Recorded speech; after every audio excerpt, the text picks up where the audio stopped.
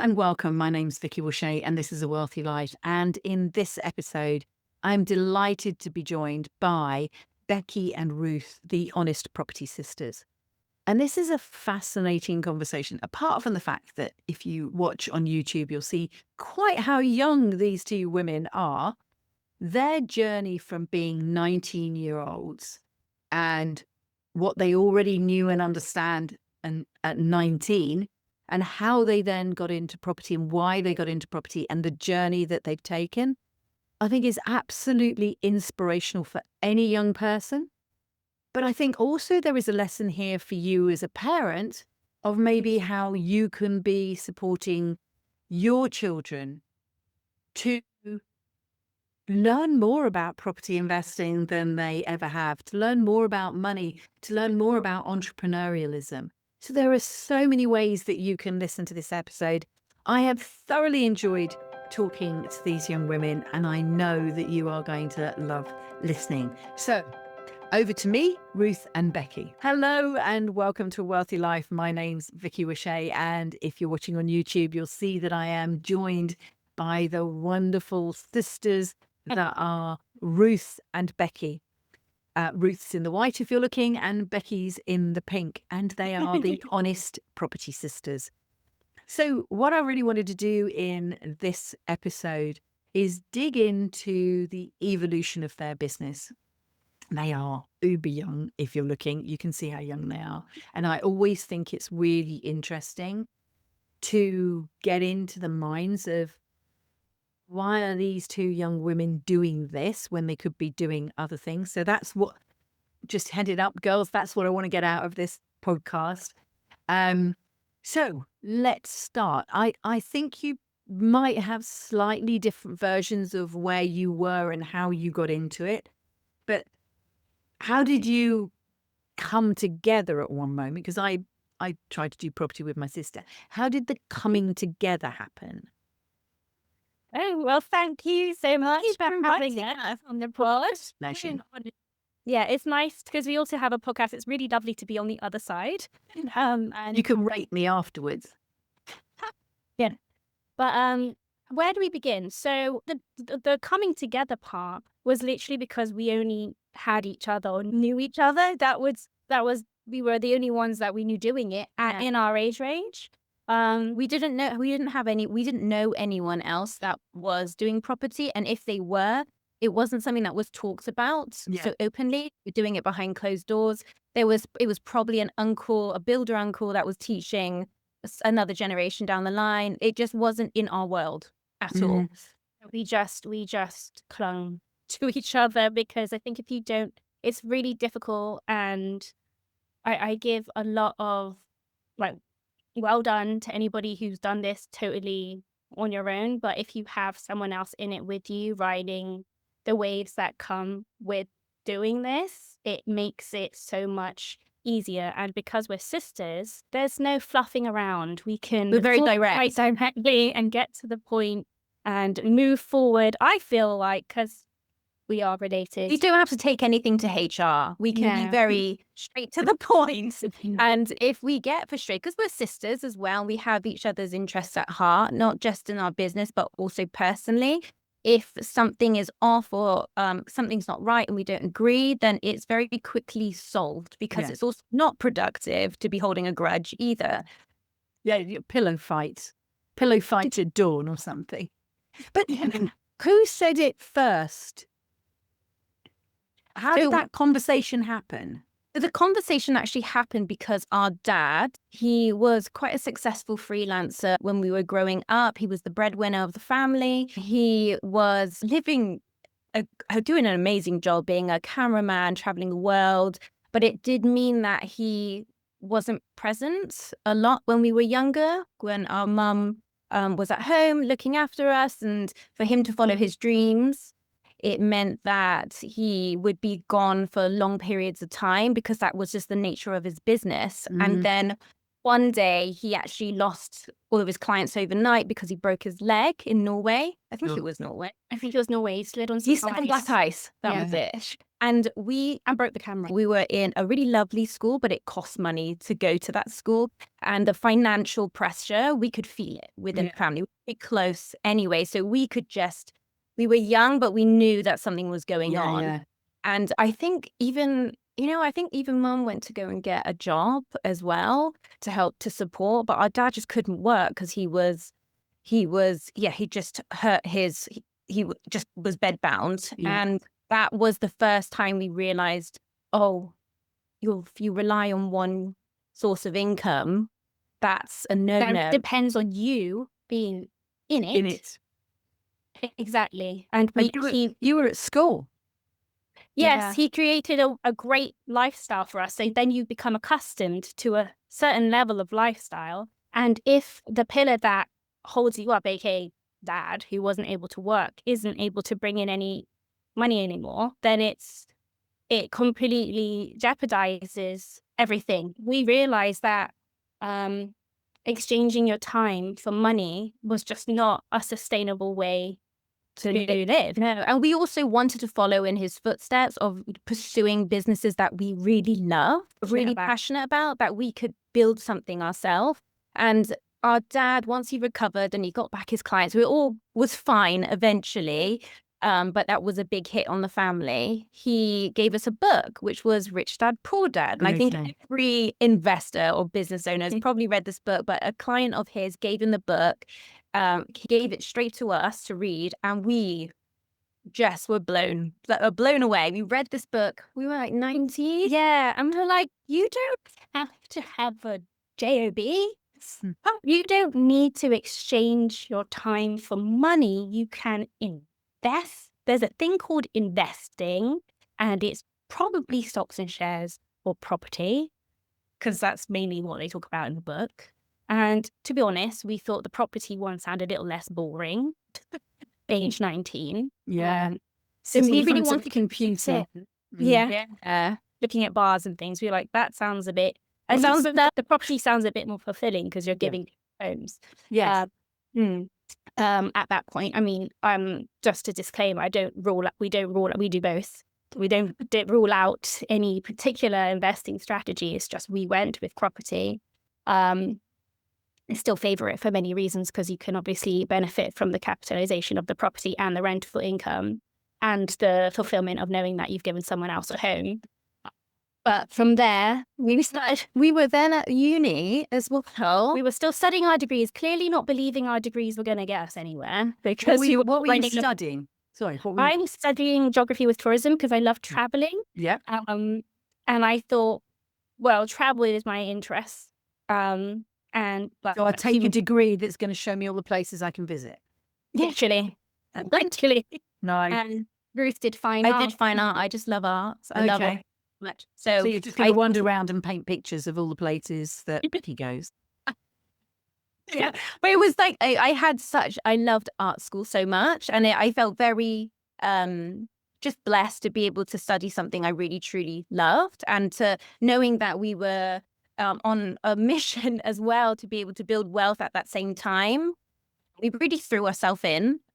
We also started a pet care company as well at uni because we just wanted to hang out with our animals. We just wanted to be outdoors. We still love being out and immersing ourselves in nature. And we just always want that to be a big part of our lifestyle. So the pet care business was a passion business. And it's just funny looking back because we were spending so much more time on that business and our property business than our degree. Not the degree, because it's just something we felt like everyone does. Yeah. So we've got the degree. It was encouraged from our school as well. And I think as well for women, there was a stat a while ago that said, I have to find the stat, but it said women who have degrees over men were more likely to get a job, but whereas men didn't need a degree. Okay. Or was something that said that. So we were pushed into getting a degree. It's interesting, isn't it? Because I used to be a university lecturer, and I am so anti-university now, anti-degrees. It's 3 years of your time technically wasted. It's 3 years of incurring debt And on top of 3 years incurring debt is 3 years of not earning. And if you haven't picked the right degree, that you've definitely got an exit path for. So law, yes. Medicine, yes. Yes, Accountancy, like it yes. makes sense. Absolutely. Fine art, if you're learning about art because you're going to go and be a curator in a museum, that's a different kettle of fish. But if you're Yeah. learning to paint, could you go and apprentice and actually do, tourism? You could have worked in a shop and been earning money. And I just wonder whether we've got an education system. I've wandered off topic here, but we will be back. Don't worry. This is one of my pet things. Is that we've created an education system that serves the system. We Yeah. don't want all the young people to come out of to come out of school at 18 and try and get jobs. Quite frankly, school hasn't prepared them. And I know you two barely look over 15 already. But, if you can imagine taking on an 18-year-old, they can't time keep. They don't self-motivate. Most of them are still struggling with reading and writing and maths. And, the education system up to 18 isn't preparing employees, which is what it's designed to do. And then we've got to put them through another 3 years to give them a bit more chance to grow up, because they usually leave away from home. And that's almost where a bit of Darwin comes in, because they learn to feed themselves and they learn to clothe themselves. And if they master all of that and can show up to lessons and don't get kicked out and then get the degree, then they are trainee employee material. And as a university lecturer, I can say that because I've seen it. I've been the student and I've taught the students, and I don't think that really changes. But interesting that you say that you went to, I'm assuming, some sort of private school, a good school, and yet I don't expect them to give you Rich Dad, Poor Dad, but they haven't taught you anything about entrepreneurialism. It was either go to Oxford or Cambridge. They just did, in my opinion, I felt like they just wanted to get the stats. Yes. So that they were on the league boards of being a great quarterback, got this number of girls into Oxford or Cambridge. Yeah. So I do appreciate, because we got so much resources to be able to learn, and we were connecting the networking around environment. I learned so much more. You said curating, because I was encouraged to do a curating master's, but I didn't want to do that. But I found I thrived better at university because I could be independent, and I wasn't going out and not and skipping classes. I genuinely was there to learn. So I thrived better at uni because I was more self-disciplined. I think you'd say the same as well. Yeah. But I totally agree that school or university didn't prepare you for the knowledge that you need to act. It was watching our parents as entrepreneurs that actually prepared us. Yes. And of course, then the problem is, we had a little chat before this, and I was saying, if I can do it, anyone can do it. And the same, in a sense, and now I'm going to contradict myself, I was saying, if you could do it, anyone can do it. Because that's what I like to say to people is, don't let your assumptions about someone else's life stop you doing it. But almost we have created a story here that says, actually, if it wasn't for entrepreneurial parents, you might not have that entrepreneurial spirit. But then we can actually point to other people who didn't have entrepreneurial parents, who've gone on and they had parents in jobs, and yet they've got it.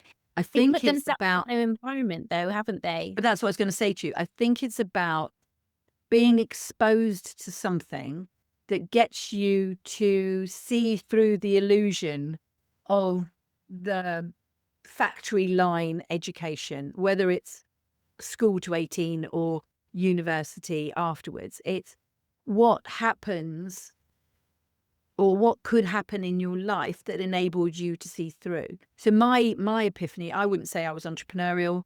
I did jobs, got divorced, went to university for something to do. I did my degree with 2 kids under 3 originally, held down 5 part-time jobs, blah, blah, blah, did all of that. Very focused, very disciplined. So it gave me the opportunity to hone skills that I don't know that I was particularly focused or disciplined before. I would say I'm a loyal employee. I was a hardworking employee. But when I'm at university, that was me doing it for me and not for a job, and certainly not for money because I was losing money. And therefore, I put all of those extra things on top. But in doing that, I got exposed to, as you say, an environment. But I also did it when it was free. You would have been doing it when it was free? No. Or you had to pay? You have to pay. And then the year after I went, the year after me, it tripled. Wow. And that was the first time we voted. Yeah, as that was well. the first time we And we voted. voted for that particular party because Wasn't it? They saying that they were going to Oh, get rid of the bees. They tripled. And I think from there we realized you can't depend on anybody. You can't depend on the government. You can't depend on your, what's going on with your parents. You have to be responsible of yourself. Nice. So that's where a lot of the motivation came from. And yes, we were in good environments, but I think we also recognized that it's because of who we were around. I chose friendships where my friends were more, I could have entrepreneurial conversations as well, because it's so cheesy, but your network is your network. Yeah. So cheesy, but it's true. If you aren't surrounding yourself or having those conversations or taking in media or listening or watching or reading anything that is going to Grow you. Being naive or oblivious to what's going on in the world. It's just taking what's necessary and not being flooded with. I mean, news is meant to be negative, isn't it? And I think everyone in the business investing space knows that, but they don't shut it off completely. They just take what's needed to make sure that they stay in the loop. Yes. On property, though, there wasn't very many options out there at the time. So what year are we in at the moment now when you started? Because we still need to do how you specifically started, but what year were we in to give us a time frame? 2012. 2012? I want to say 2012. So goodness me. I mean, I didn't realize fees came in that long ago. Yeah. Interesting, isn't it? Interesting. 2012. So let's just finish off the bit about uni for a minute. If you were speaking to someone now, I don't know. Don't go. Do it. Yeah, okay, there you go. I wish I didn't. I loved art school. I really thrived there, but I would not have gone to sixth form. I probably would have just gone to somewhere where I could work on the job. Yes. Now there's a little caveat there, Ruth, in that you knew what you were passionate about, and I do think potentially if you'd gone to a good school, that might have been brought out in you. But I think we also have to think about is that most young people have just gone through the ordinary system, and whether the ordinary education system helps you find that bit that you're inspired by. I think that's other factors rather than the curriculum that necessarily brings that out in you. So there is that sort of difference. But then if we turn this round and we speak to parents, because it's less likely that I've got an 18-year-old listening, we speak to parents who've got kids that are 14, 15, 16, 17, 18. Now's the time. Give them that copy of the book. Yeah. Share my book, share other books, any books you like. Give them a reading list that will tap into what they're interested in. They need to know about money. Even if you want to be an artist like Ruth, you still have to know about money, because the thing that you knew about money, you got from your dad's broken leg. And as Becky said, the single pillar and relying on one income. Your kids, listeners, need to know that they cannot rely on one income, and you need to teach them that, because school will never teach them that. And then where's their passion? Is it the travel? Is it the art? Is it the gardening? Is it the outdoors? But also, is it money? Is it entrepreneurialism? Is it business? And don't think that you can give them a business A-level or put them on I even taught on a business degree. A business degree is not going to teach entrepreneurialism. That's such a hard word. Entrepreneurialism. You need to then find podcasts that they need to listen and learn what your child's preferred learning style is. Do they like a book? Do they like a video? Do they like to listen? What are they? Readers, listeners, or lookers? And then support them to go that way, and watch a few of them with them so that you can have conversations about it. Because, I don't know, you've probably paid off your student debt now, but nowadays, if your kid's listener go to university, not only are you going to probably have to fund them, they're going to be an unusual child that at the age of 18, 19 can fully fund themselves to university. But that's going to eat into your wealthy retirement. That's going to take your money. It's going to stop your child earning. It may not get your child a job. And actually, you look at what, sorry, ladies, I nearly called you girls again. But look at what Ruth and Becky have done. It's the extra education and the life experience that they've got that has put them in this position. Would you say that summarizes it? 100%. 100%. You don't get taught these. We had to learn this by ourselves. And if it was just a matter of circumstance that led us down that path, but there are a lot more. We're connected to an amazing community now that we've basically let ourselves out there, and there are mothers who already started educating their children with unique little lessons about money whenever they go to the supermarket, or if they're going to the for a meal. How do you do that? And there's so many ways you can get creative with starting to teach kids about money from a really early age, which I think is quite new. We know that talking about money at the dinner table was typically quite taboo. It's rude. It's rude to talk about money. That's I would have so to say, grandparents. Coming from also two cultures as well. I would say our mum was a lot more like get a stable job, but then our dad was very much follow your passion. Follow your passion. So that was a bit of a clash of, do we get a stable job or do we follow the passion? But once our mum, we did get a few properties. She was like, you need to get a job now. But you got that out of your system. Now go get a proper job. It took time, and she was like, oh, I get it. Right. I get it now. Yes. She didn't, because you come from a world where very academic background. So it was obvious that you would go and we would become not nurses, but we didn't. We became Property people. like more. Yeah, exactly. And it's interesting because my dad ran his own business. He was a Savile Row tailor. And so you sort of thought I would have picked up the entrepreneurialism from him. I got his maths from him. But again, we had mixed cultures. So he was Italian, my mum was English. We didn't talk about money at all. But what I learned is that when you wanted a holiday, you planned ahead for something. So I understood money this way round. So my mum would start buying and put in the spare bedroom.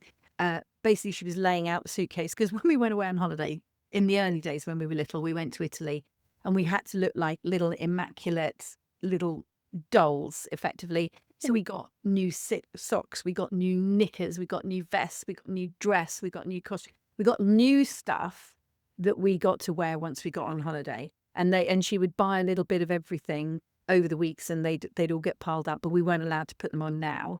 And then they all got packed new, and then we got to wear all our new stuff on holiday, and then we got to come home again. But it was that seeing her, it wasn't like go out and spash on a credit card. It was a little bit saved out of everything that went along that started to make me think about money. And that obviously that helped me when I was a single mum.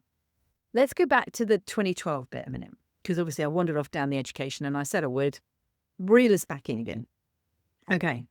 So here we are at some point, either Ruth or Becky say to either Ruth or Becky, I'll tell you what, let's invest in property. How did that happen? How was that conversation?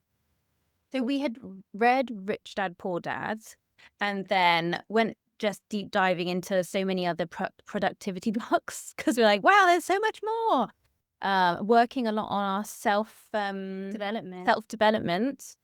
And then an algorithm on Facebook popped up, to be honest. Yeah. We're obviously looking for this information, and it said there was a free seminar, which obviously wasn't free, free, but it was a free seminar that came to Bristol, and we brought our mum along as well. Like, we really want to go to this. We read this book, and like they're coming to Bristol, so we brought mum along. Oh, of course. Now I know the company that you were with, because I was with that company. I've now worked out the hook line that you went down, because Kiyosaki book, it ends up in a hook at the end, doesn't it? Gotcha. Not the book, but the brand. Right. Yeah. Because I did it 4 years before you, so slightly less Facebook. Mine was an email, and I can remember it to this day that I got this email, and it was from Isabel, and I don't know who Isabel was, and and that sent me on, like you say, a free. What did I do? A free 2-hour, I think, that then sold a 3-day. It was just under $1,000. Yeah. And then, what I can't remember who came, whether we all came. I think we might all have come to the 2-hour. Maybe just Bob and I went to the 2-hour. But then we definitely were all at the 3-day. And that was me, my husband, Bob, my sister, and his brother-in-law. And we were the 4 that were going to do it together. And I don't know quite. Yes, there was a bit before this in that back in the day. So like back in 2008, there was a big thing about selling end of flat developments. So when a development is going on and it's flats, and it might be like one column of flats, or it might be several columns of flats. So there's a number of flats. There's a point mathematically where the builder has made their money back, and then the next bit is profit. But it's only profit if they get that money out quickly, because that money is costing them, because there might be development finance going on. So they need to sell that last bit quickly. And there was a company called Challoner based in York, and they sold these deals. And how we were sold them, and just crazy, this idea, and all of us went up to York for this, was you might pay $3,000 for the deal, but the deal would get you a discounted flat, but you would have to feed the rent. The rent would not cover the mortgage, or wouldn't cover the mortgage and the service charge. So this investment cost you $3,000 plus a monthly contribution to the cost of the property. I don't even understand how that and the word investment tied together. So we went along and we learned all this stuff, and thought, nah, this is not for us, and flats and whatever else. And then you can't leverage the property. And then again, a bit like you're saying, you start and you're in the community. And then ironically, or not ironically, Chandler go down and take everybody's money with them and whatever. It's another one of those stories. So there was just so much of this stuff around then, that having your wits about you on the money was so important. Would you have said that you were good at math? Either one of you? Is one stronger at math? Oh, no. Okay. No. I think the advantage that we had was that we had supportive parents, Right. and we met. We met up with, not met up, on Zoom. Someone who got back in contact with us, who was on the same course, like in the beginning, Only And- last week. only last week. Oh, wow. Yeah. But And we weren't connected at all. no, Like, interesting from when we all did this course, how the outcome. where we all end up afterwards. So this particular person had we've all experienced the impact of the pressure of the marketing and as I said, a lot of lies about sold to quite a fresh industry of people who wanted to get educated. We were, yes. And we've all come out on the healings. So he's very much on a healing cacao ritual business. offering business, which Oh is my God, literally. It's been amazing. But he said that just the difference was that he didn't have like anyone that was Right. able to support him, because he was so young, and he didn't just have a year older than me. but he didn't have the support network to say, oh, whether you should go ahead or do this, or he just have that support. Whereas, and I think if we didn't have that, we could have, as young people, we could have been easily influenced. From our parents, we mean like Emotional. you can do this. Yeah. Little bit cautious about what you're doing. Don't 100% understand it. Yes. But we believe in you. We believe. Yes. Yeah. That's interesting. I had that from my dad. Haven't got a clue what's going on. He thought I was permanently going bankrupt and kept trying to give me money. And that's in the end how we started, because the very first starting bit that we did before the train, that's how I forgot the bit before the training. My sister and I had gone to a pension conversation, and they talked about property investment, about putting properties in your pension. and I didn't have a pension. She did have a pension. And spoke to the man who did the talk on property and liked him. This is it. This is like so naive. Liked him, and out of liking him, ended up giving him £40,000 that we borrowed from our dad. And luckily, he got us the first property. And from the first property, I remortgaged and I got us another property. And then I remortgaged our home and I got us another property. And then it all snowballed. And I had no idea what I was doing. And then I took the training. So we got 3 properties from 2004 to 2007 before I started doing the property training in 2008. And then, ironically, where you were talking about, the lies and all that sort of stuff that you got on the training, let's call them the exaggerations and the half-truths. But yeah, there were also some lies in there. I then ended up working for that same company that you ended up going with. And I was one of the people at the front of the room doing the whole look at my success story in order to get more people to sign up for more things, and seeing the sales process and looking at how manipulative these things are. So there was a game that they would play, and I'm sure you played this game, about increase your credit card. It's called negotiation skills, right?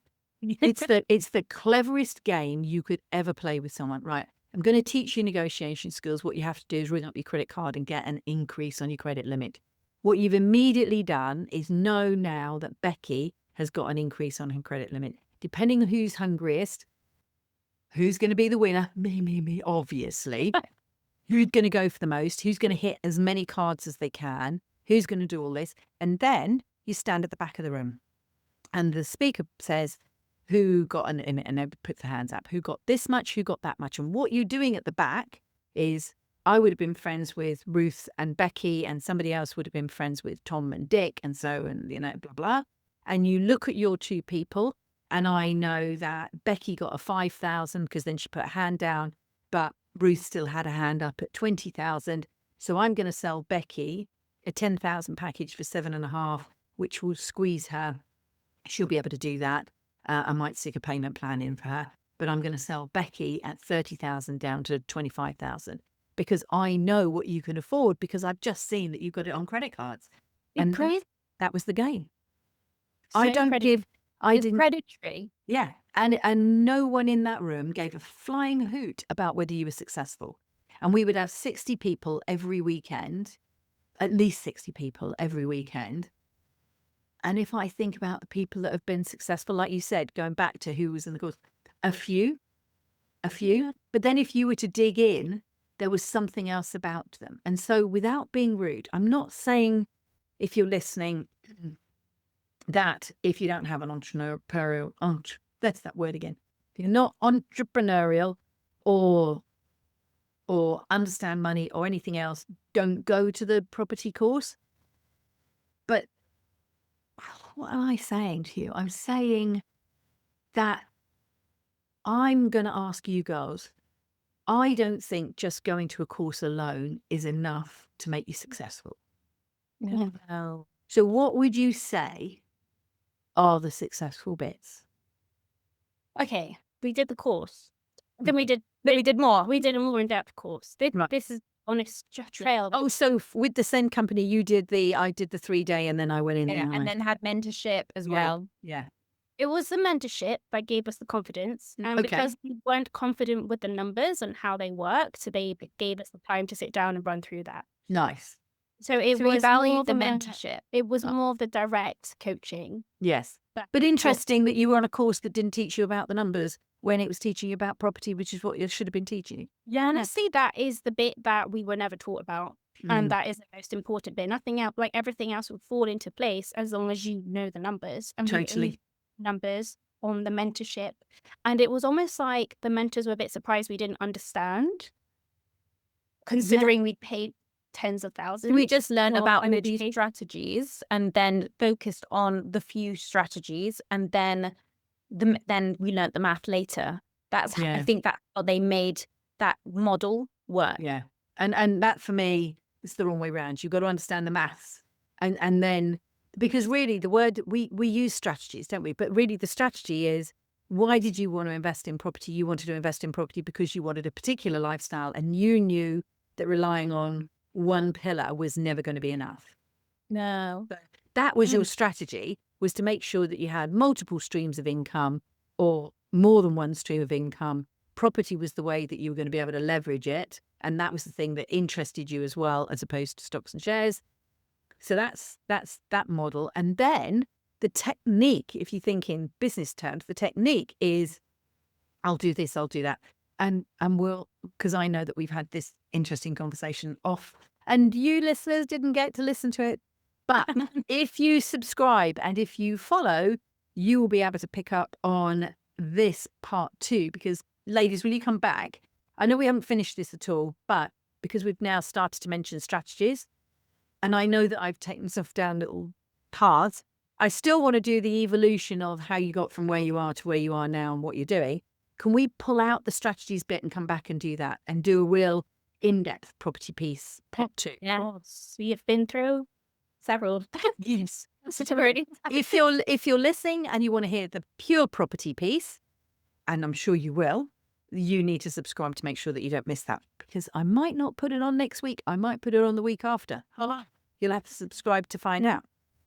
So back to this evolution. So they were in the classroom. You have met some people. You know that you've got a strength because you're together.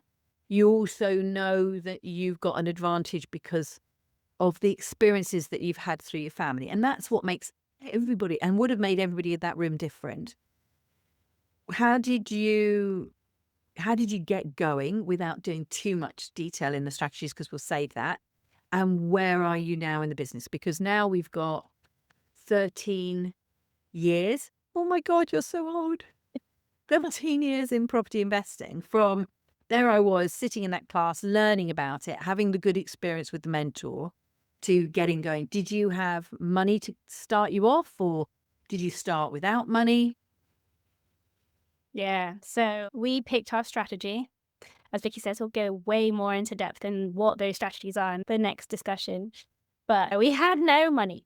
You'd given it all to the training company, hey? It's all gone. But one of the things they taught us was creative financing, which is... Oh yeah, I remember that one. But ultimately, you can find money's everywhere. You can find, Yeah. if you don't have it, someone else has it. Basically, everyone has time or money. Yeah. Or time, no money, money, no time. And we had time. We have no money. Yeah, no money. As students, especially, not that, I guess, not that dedicated. Well, we got good degrees, but we just knew it wasn't our future. So we had time around One that. thing that we did do, actually, that was helpful from the course, was that we did get our dad on our credit cards. And that was helpful. There's not financial advice. There's not financial advice, but it really did help with our credit score. To be able to because be we got- mortgageable. Yeah. Right. Because you need to have a mortgage, you need to be lendable. And if you've got no history of being lendable, then it How doesn't. did you get that going? Yeah. So we got our dad to spend on our credit card It's interesting, isn't it? You know, again, as well. Like, yeah. Just let anyone have your credit card. But I think the thing here is, even if you weren't getting into property investing, you're going to go through an entire school education and university education. And at the other end, the expectation of the young British person is that you need to get on the property ladder. And we talk about how there's not enough houses and the housing market is too hard. Actually, a lot of these people can't get on the property ladder, even if there was properties thrown around them, because nobody's taught them how to manage their credit cards. Nobody's taught them about their credit score. Nobody's taught them about being lendable, because that's just not in the education. And the irony is you need to have debt. You need to have debt to show that you've got good credit. Yeah. Yes. And you know why? Because you've got to prove to a lender that you can manage your debt, so that they will give you more debt. Exactly. So it needs to be, you need to have responsible. I have a friend who bought his property at Forever Home only a few years ago, and he was told he wasn't mortgageable because he didn't have any history of showing any debt. So, But the thing that's usually taught at home is don't get a credit card. we had to get a credit card for the first time. I was like, this is so funny because I got not to, and now knowing better, we know you should use one. You need to. Yes. And there's that fine line, isn't there, between if you've got the credit card and you do not have the financial education to teach you how to use it, which is use it to stretch your money by some 30 to 50 days, depending on the time. You buy everything now on your card, knowing that you can afford what you're buying and knowing that when the bill comes in, that you can clear the card in full. That is the perfect way to build your credit history. But what so many people do, and I mean, I speak to hundreds and hundreds and hundreds of people that are in a pickle with their finances because they don't have the financial control in place. So I've got this much wages, 1,000 wages. I can't spend more than 1,000 because I can't clear it. And now, I mean, when I did it, I wrote everything down on a piece of paper. I literally came home every day with the pen. It was just sitting on the worktop, and I would write down what I spent so that I could be constantly adding up how much I spent. These days, you've got no excuse. You've got apps. I mean, I use American Express. I love my holiday points. And I use the American Express. I can just click on the app. I can just go into the app and I can see what I've spent at the moment. And I can see what I've spent today or in the last week, or I can see what my bill is going to be. And if the bill is more than I want the bill to be, then I've still got, 2 weeks of the month I don't spend anymore, that type of stuff. Or we, just eat the food that we've got in the house. That's, you plan. I mean, I don't get in that position where we just can't spend the money, but I'm just saying as an example. Or you can't go to the pictures. You can't have a takeaway for the last 2 because you went too heavy at the first 2 weeks. But we're not taught that. And then whether you want to buy your own home, like your friend Ruth, or whether you want to get into property investing, you're not prepared and not looking professional to the one person, the banker, who's got that yes, no, Yeah. your whole future there. So how did you get your first money or get your first deal then? So finally, we thought, okay, who's got no time but lots of money? And lots of money. So we were going to London and doing meetings like yacht clubs. Trying to pitch us, trying to dress in a way that we thought would. And bless our dad, he would take us. He would drive us there, On and wait for us and help just kind of give his suggestions of how to pitch, how to structure the conversation. Oh, what a but- nice dad. Yeah. Oh, it's just the best. But we've had our confidence knocked before where we've been in rooms. And actually, Becky, with you were doing a pitch to Yeah, it was just a guy who put his feet on the table, crossed his arms, and did treat us like we we were weren't. nothing. We were He's like, nothing. if you're here to waste my time, and we were like, well, why'd you accept this meeting then? That's just Yes. And I am going to just bring this up. I mean, you're not blonde. I had the extra blonde piece on it as well. And I do think people judge me as blonde, but you're very young. Did you get that feeling that people weren't taking you seriously? It not that 100%. confident. Yeah. Definitely. And I think that there was another story. I remember I was with it was through a friend, and she introduced us to some investors. And then I was getting ready. I had my pitch prepared. It was literally about 5 minutes before we were meant to sit down and talk. And she said, she came in, she was like, you can't do the pitch. It has to be your dad, because they won't trust you because you're young and you're a a woman. woman. And this was from another woman. Yeah. And she was like another Asian woman as well, which like just hurt more. Yes. That There is quite a lot of that, isn't there? It is interesting how women do not support women enough. Or just don't have belief in ourselves. Yeah. Mhm. And so Yeah. bless our dad. Because he was a white man He as was well. So that man. was seen as, he would be respected and he was older. So we So can he see it now. my But pitch and was like, I'll help you. Because they were already there. They were knocking on the door. Like they were already there to meet who I thought was with me, but she'd clearly set it up with our dad. So we sat there, the pitch was in front, and he was doing his best to explain what He doesn't understand any of it. And I would just pitch in and be like, actually, it's actually that. But it was annoying. It's just so annoying and very discouraging. And I think it made me feel that I wasn't going to get anywhere with this. Mm. Because nobody's going to take me seriously. Even if somebody I thought was my friend was gonna say something like, Undermining you. exactly, undermining me last minute, saying, "Oh, they're not going to take you seriously. They need a older white man face." And just like, so glad our dad is so supportive and he tried his best. But we were like, "Is this just the reality? Is this Yeah. just He knows nothing about investing. So No, it's interesting. But they were more prepared to listen to a man who knew nothing than to listen to a young someone who's woman gone who through knew. tens of thousands of pounds of information?" I know. But it is, isn't it? It's just extraordinary. So what was the turning point? At what point did something flip So we were over? getting to that. Yeah. So we did all these pitches, got knocked, tried to stand back up, basically pretending to be somebody that we were not. we were putting like, suits on and just trying to look Heels this what it's supposed to look like in our heel. We don't wear heels. No. I didn't even really want to be in. We spoke to some hunters. We're quite pro and we're quite anti. And realized we didn't, even if they wanted to give us millions, we didn't want to do business. Yeah. We thought we had to look a It certain wasn't way. their hobby, no. No, no. No. We have quite high ethics and values, which we weren't really seeing exampled in the industry. It was just get the money, and then the consequence of that wasn't really illustrated anywhere. Anyway, Mhm. in the end, we realized it was better to be ourselves. Duh. Yeah, I nearly went duh, and I thought, no, don't. Just okay. I'm glad you went duh. Because the person who did lend us money was somebody who already knows, likes, and trusts us. There's a surprise. And which was a family friend. I mean, there's a surprise. We had no idea would be interested. We were just looking way further afield. Because that's what we thought.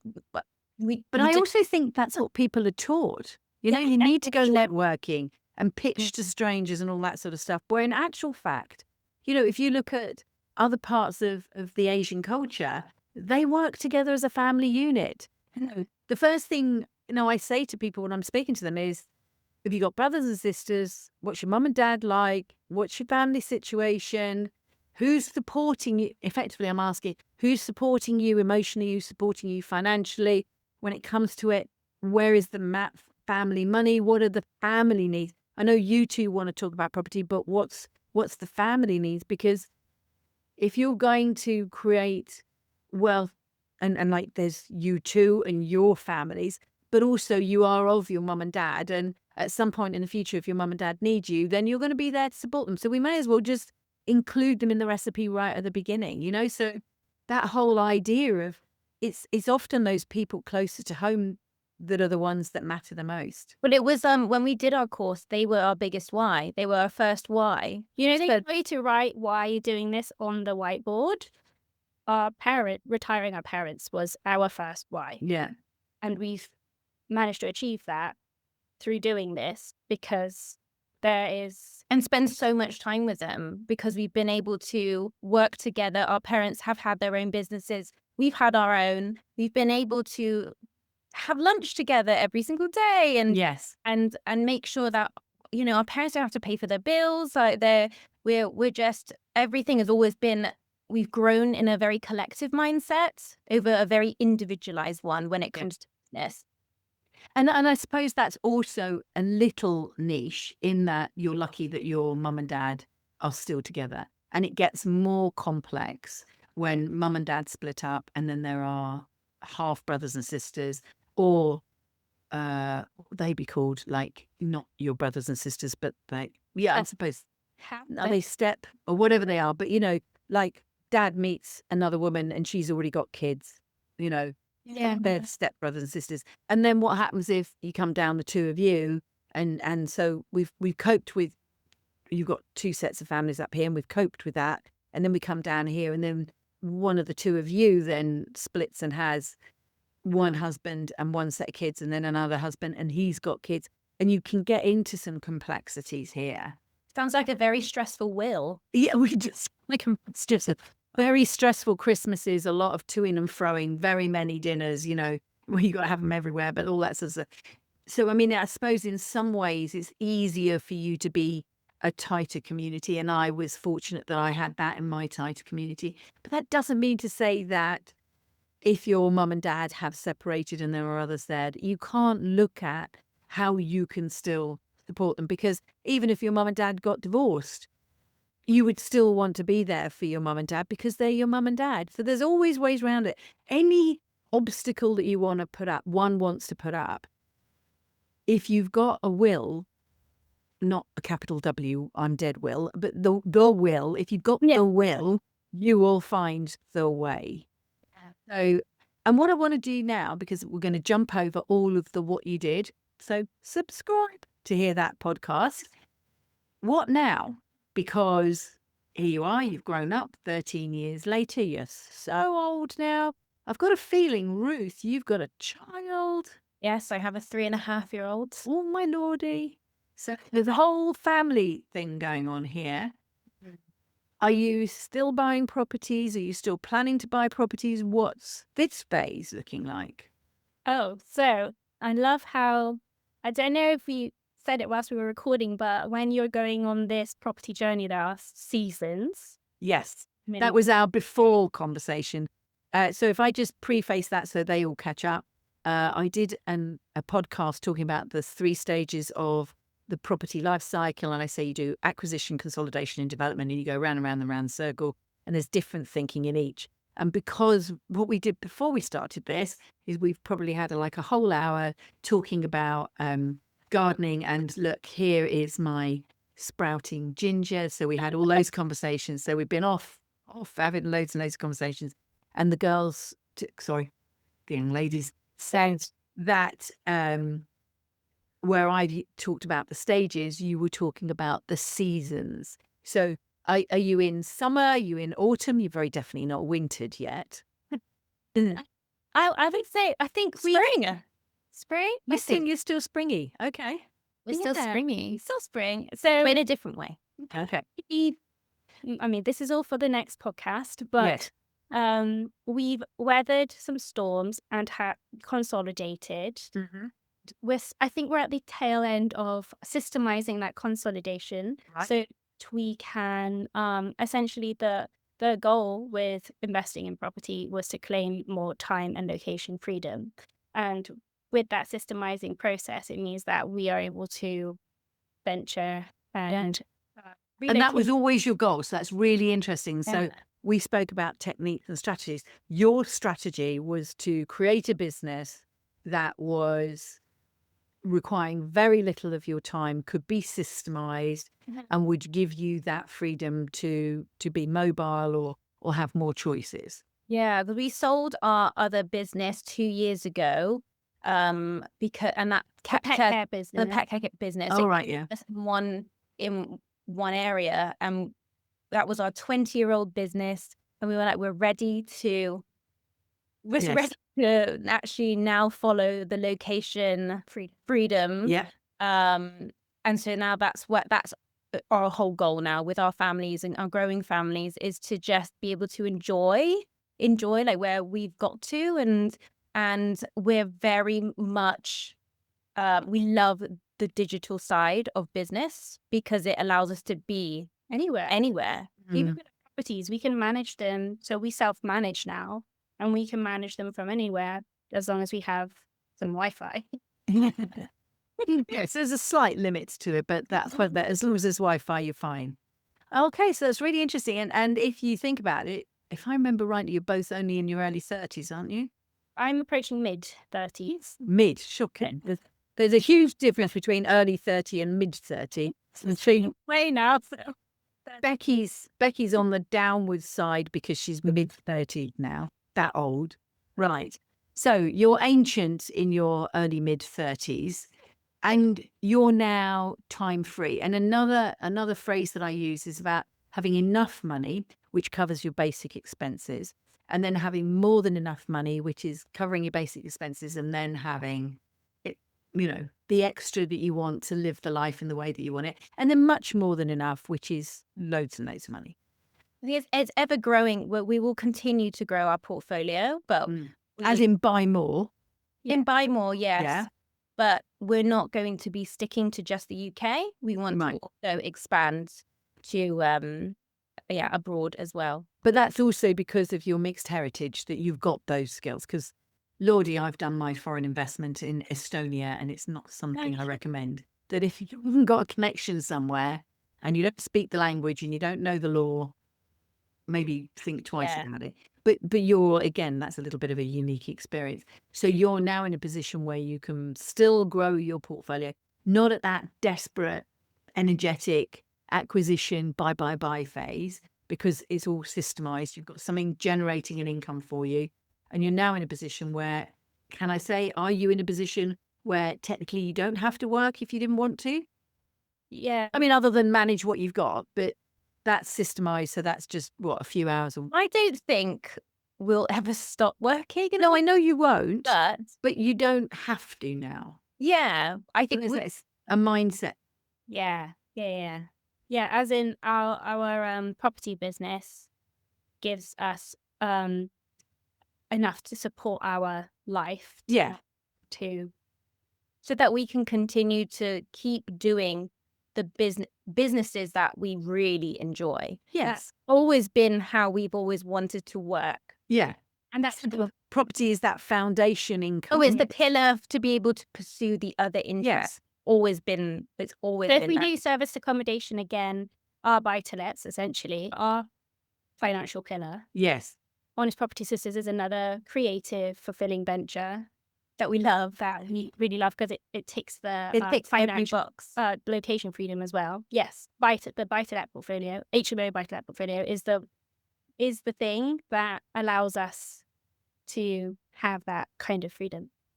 And would you share what the plans are for 2025? Because I know we did that off, and if you don't want to, that's fine. What are your plans? So it was Ruth first and then Becky? So I'm moving to Malaysia with my husband and my child, which will be, I've never been, so if anyone's watching this, write down, let me know any suggestions. But I'm really excited. I've never been there before, so that's really going to fill a cup. And Becky, you're moving. And the reason that you're going is? Oh, my husband's got a job there, so I can work completely remotely. Okay. Great. And so is the plan to be out there for a year or 2 years, or see how it goes? As long as I can. But we will be back every single year. We want to make sure we see family, and Of course. also check that our investments are all sound. Yeah. Awesome. Yeah. And then what about you, Becky? I'll be going to the Philippines. Like you mentioned, All heading out in the same sort of generalist. I think there is something to be said as well about, we love the term geographical arbitrage. So yes, we have our lifestyle here in the UK, but obviously Great British pounds will just stretch so much further if you're living in a Southeast Asian And it comes back country for us as well with to have better lifestyle. but to take responsibility of how we want our lifestyle to look. And that means, okay, you've got to make hard decisions to go where you're going to have that lifestyle too. Okay. Yeah, obviously, because we're dual citizens, we have that benefit of also being able to potentially invest when we get there. So Excellent. And are you going to go full time? Is this a lifetime shift for you, Becky, or is this? at the moment, it's for the most part of the year, but I'm back in the summer. Yeah. Okay. Yes. What, you're going to leave their summer when it's too flipping hot to come back here? Their season, I'm back. When it's summer season.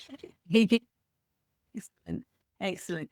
So it's quite interesting, isn't it, that I know you knew at the beginning that you wanted time freedom, and I know that because of Dad's broken leg, you had the idea that you couldn't be reliant on a job, one single source of income, which we could say, oh, well, hold on a second, property is a single source, but it's not, because it's a portfolio of many little sources that are just wrapped in a wrapper.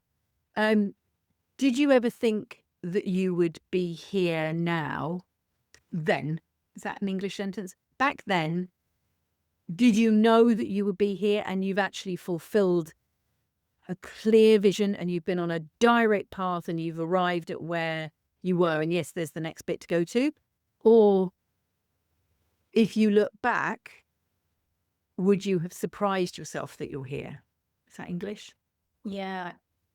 I think we were always meant to walk this path. Okay. I really believe that. It wasn't direct. It wasn't direct. There was a lot of up and downs, a lot of emotion. The And whole learning what it is we actually wanted out of it. With At that- first, like you say, the acquisition stage, you're like, and this is how you have to live. you have to have a level of pump and energy and basically model after what was shown as success then. Before, yeah. But now we realize success is also not collecting lots more than what you need. What is Yes. the amount that gives you a lifestyle that actually makes you happy? And for us, that was time with our family, Yeah. being able to go outside. Like our day-to-day cost, there's nothing wrong with somebody who likes collecting designer handbags or fancy cars. There's absolutely nothing wrong with it if that's the thing that makes you happy. But we realized actually, if you really reflect on what it is you need in life to make you happy, those things for us personally don't actually cost that much. Yes. Yes. And then you And take- that's why this enough is so important to understand. What is it? How big does your house have to be, and therefore how big does your mortgage have to be, or how big does your car have to be, and therefore how much petrol do you need? If you're not attracted by those things, and I like to say I'm not materialistic, but then I look around and I've got that much stuff. I'm not materialistic. It's not. I'm not attracted by brands. Yeah, but it's clear that your mangoes and your ginger and your beans and your That brings you almond joy. that brings you so much joy. Yeah, And it does. the costs, they don't need to be No. that. A labor of love. It is. It is. We're very much experience over things, people. Yes. and Yes. people have been, but I think when we first started, we thought we needed to be the other way round. Yeah. And now we believe, like we say, we're in our soft girl era, which is very much like the real treasures, like the real things that we want in our life is like slow mornings, having lunch with the people that we love, being able to take my kid out midweek. It's just these small things. That's our version of rich. And there are different shades of wealthy. And our shade of wealthy, maybe to the next person's quite boring. Yeah, absolutely. But I think that's the thing, isn't it? It's a wealthy life is a different thing for every single person. I mean, we're being quite similar about it in that it's very much our time, and somebody else's wealthy life might be the car they drive or the brand of, the brand T-shirt that they got on, or whatever else it is. And good luck to you. And I don't know if you feel this now, but I look sometimes at how hard other people are working.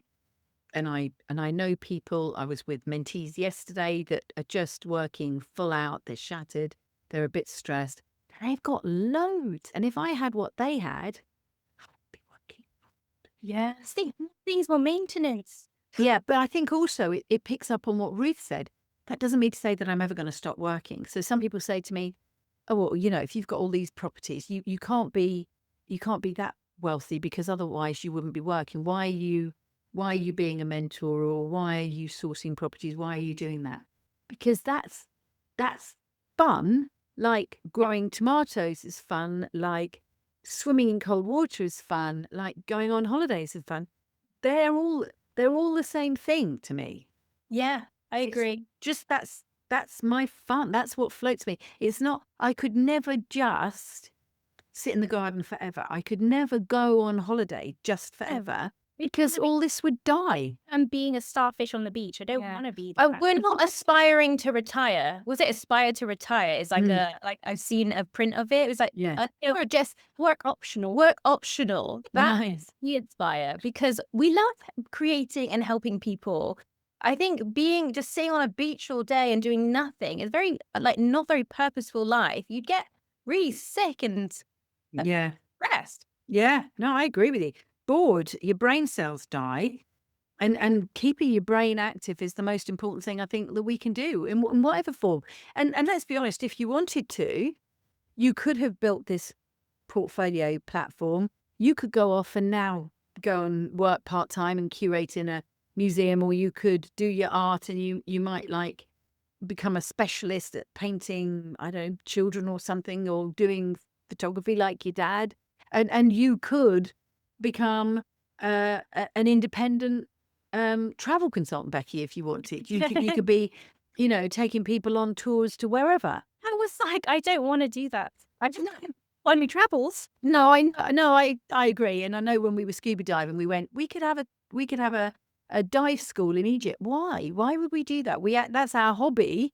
We like doing it. I really don't want to be dragging other people around. But you know what I'm saying is, you could have used this foundation and then done other businesses on the top. You had the pet care business underneath. You've got an option now where you might take the property business and do the property business abroad because you've got those extra cultural and community connections. But you're in your mid-30s. If you do nothing, I would be surprised if you live much beyond 60, because you will get bored and your brain cells will die and fall out your ears. Yeah. Yeah. And also, if you're only doing, if we go, okay, we're retired and we are just going to do everything for just enjoy things for just ourselves, it's a very an experience of life where you're not doing anything for others either. Yeah. And I think our nature to do something that's fulfilling, that gives back. Yes. And it was a natural progression for us to do Honest Property Sisters, because We believe it in was we wanted to, first selfishly, okay, admittedly, we wanted to attract people who we didn't have. we didn't have. Yeah. A We community. wanted to have a community. Secondly, we wanted to let people in that community who are anything like us and shared similar values what to watch out for. Yeah. What Yeah. to keep, like what is realistic, what is enough, Yeah. what the journey's going to look like with the season. Managing your energy as well, because Yeah. we work ourselves till burnout. Yeah, and we we thought- burnt out and it wasn't fun. But we copied the model of what we thought that's how you did business, and we don't want to be part of that anymore. So No. we made Honest Property Sisters because it was the most natural next thing to do.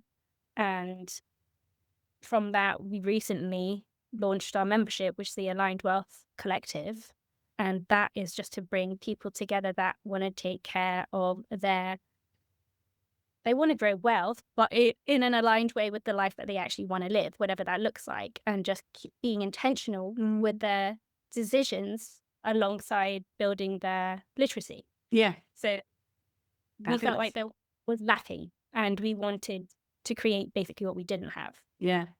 And it feels to me like when we met, which was just a couple of months ago, that we do share aligned values, and it's almost as if you're a couple of decades behind me, and where you're the young, honest property sisters, I'm like the older property Just saying sister. that, I You know know, like I'm the older. Why does he big sister?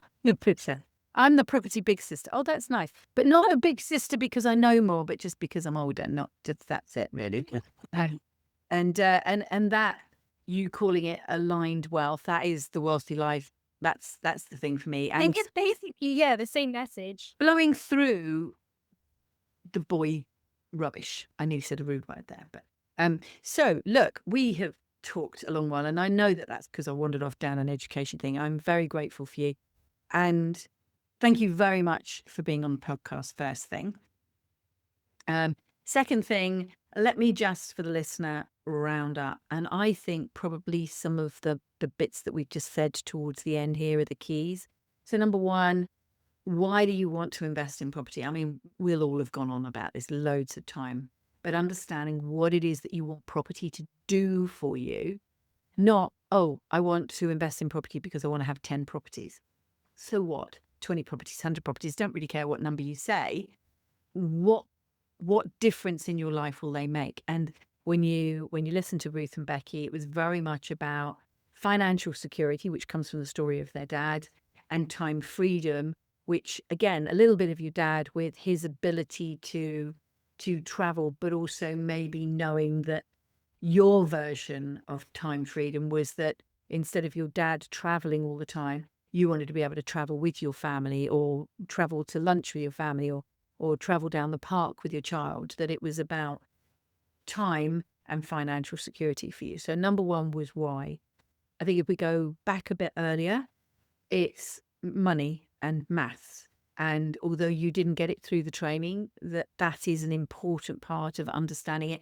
And that comes from how to understand a deal to how to become lendable to a mortgage company. So really understanding the finances there. And then what would we say the third one is that, well, subscribe, because then you're going to find out more detail of this journey, because I know what's to come. But this idea that the path isn't straight, that you can have, and you two young ladies have had a very clear vision that you wanted the financial security and the time freedom, that, and you chose property as being the thing that would help you leverage your money to do that. But even though you were clear to where you wanted to go, you might not have known that you wanted to live in Malaysia and Philippines and all that sort of stuff. Maybe you did a bit. Maybe you have a lot. Oh, okay. I was going to say. So there was a thought of that might be where you were heading. But what you didn't know is how bumpy the road might be on the way there. Because certainly, I think for a lot of people, when they come into this, what you're told is only how easy it is, because actually what you're in is a sales funnel. And Yeah. we both know the trainings that we were on. We know the sales funnel you were in. It was only ever going to tell you the good stuff. If people told you that you were going to have to dress a way that you didn't like and didn't feel comfortable, and you're going to have to go and pitch to people who didn't share the same values and who didn't respect you and acknowledge you, it could have been the thing that put you off. And because you were lucky that you had the two of you and your dad supporting you, you had the strength to get over those.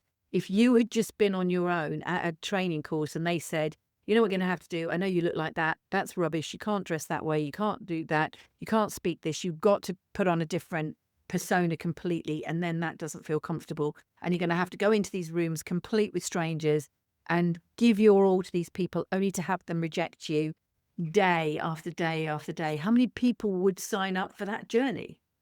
So I think be aware of why you want to do it, because the why is the thing that is going to pull you through those bumpy bits. And the math has to be there as a skill. Would you say that wraps up? 100%. It's well, the logic, and also your intuition and listening to yourself. And when you start, know that you're going to evolve and there's going to be phases, and sort of try and recognize when they're happening. Mm.